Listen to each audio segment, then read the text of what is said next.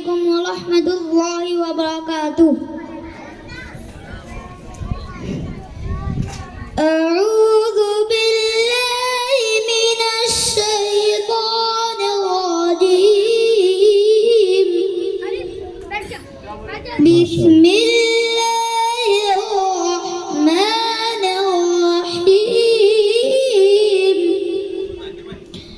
إن في ذلك لعبرة لمن يخشى.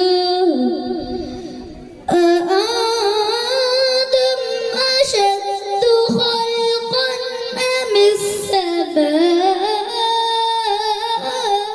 بناها رفع سمكها فسواها وأغطش ليلها وأخرج ضحاها والأرض بعد ذلك دحاها ما شاء الله. أخرج منها ماءها ومرعاها ما شاء الله. والجبال أرساها متاعا لكم ولأنعامكم فإذا جاءت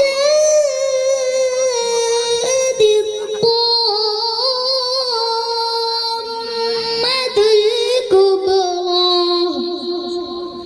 هذا الشيء ما شاء الله. يوم يتذكر الإنسان ما سعى وبرزت الجحيم لمن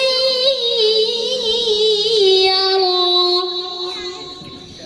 فأما من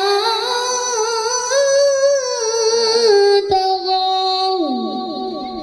وآثر الحياة الدنيا فإن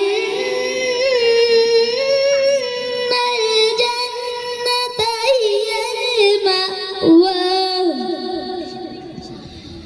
فإن الجحيم هي المأوى وأما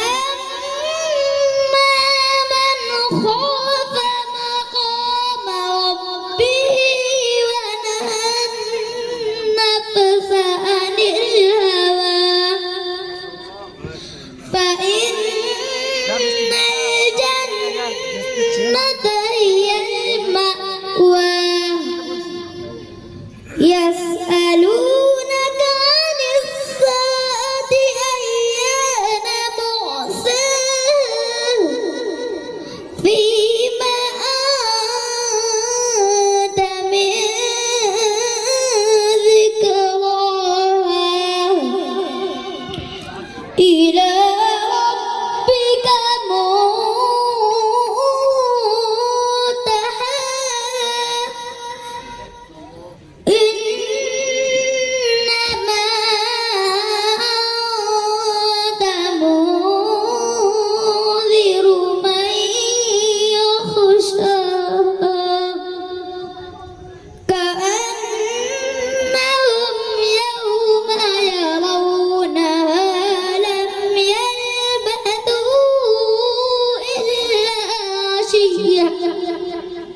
لم يلبثوا إلا عشية أو ضحاها صدق الله